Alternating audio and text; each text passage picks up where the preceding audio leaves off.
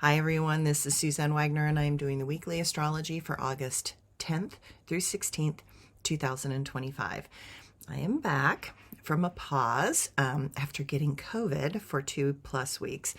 As I'm feeling more myself and my brain does not feel like Jello, I'm giving the weekly astrology a chance. Thank you for your patience. This was my first episode and experience with COVID. I guess I had been lucky up to this point. I'm sure all of us are happy to hear that the Mercury retrograde is coming to an end this week. That will allow what has felt blocked to begin to ease and movement finally happen. As we are in the time of Leo, it is important to follow your heart and to find a place for your energies to reclaim focus and flow. August 10th, the moon goes into Pisces. This is a particularly sensitive placement of the moon. Expect feelings to bubble up and many things to surface that range from pleasant to less so. Do your best to move with those feelings that arise and allow them to show you what is attempting to find resolution and healing. Healing does not happen through suppression, but only through loving acceptance, understanding, and inclusion. The places that have defined and shaped us the most are those places that tested us and put us through things that shattered our old reality and showed us that what we might have experienced as unpleasant can and will, with acceptance and love, become a superpower.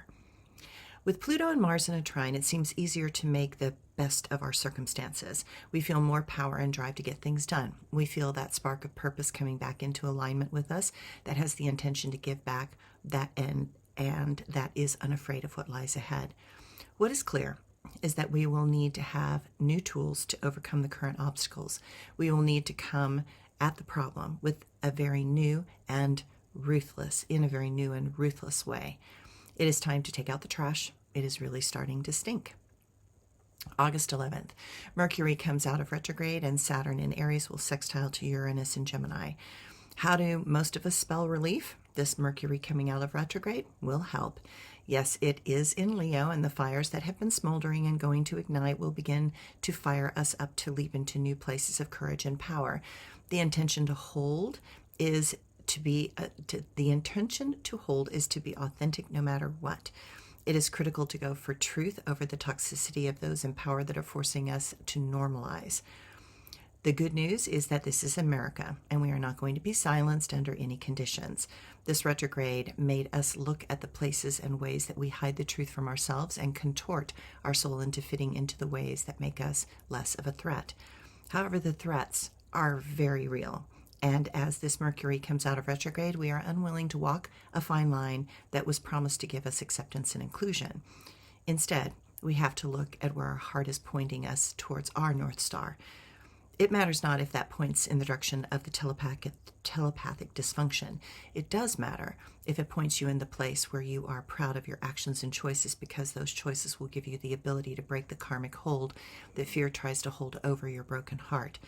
It is time to face the fact that even though your heart has been broken, we now know that our celestial and spiritual self is now shining brightly through those cracks. And the only fear left inside is to do nothing in the face of others' suffering.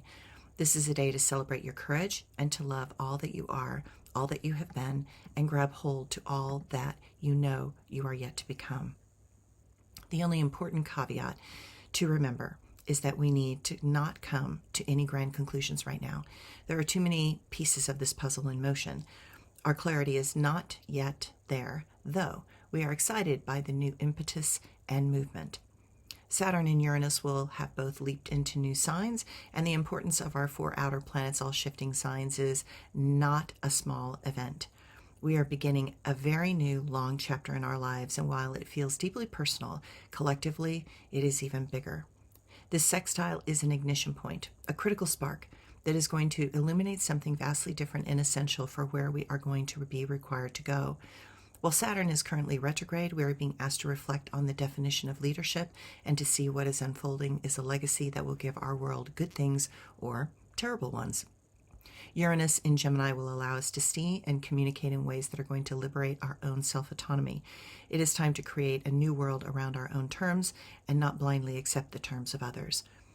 We seek to reclaim our own story and use that clarity to repeal the lies and projections of others. We are in a moment when you can make choices that will build up your character and allow the hardships to hone you into a powerful force of nature, or you can collapse and allow yourself to continue to become the victim of your circumstances.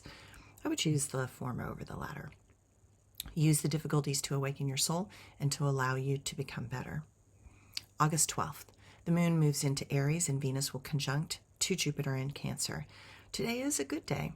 When the loving planets of the solar system come together, there is a desire to move from a place of core faith and belief in oneself.